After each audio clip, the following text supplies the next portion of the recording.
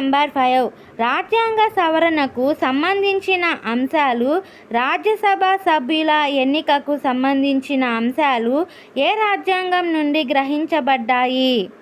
Answer దక్షిణాఫ్రికా రాజ్యాంగం నుండి.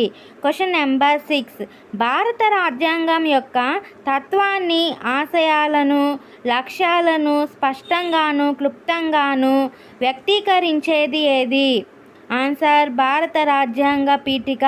క్వశ్చన్ నెంబర్ 7 ప్రవేశికను భారత రాజ్యాంగానికి ఆత్మ, హృదయం, ఒక ఆభరణం అని అభివర్ణించినది ఎవరు?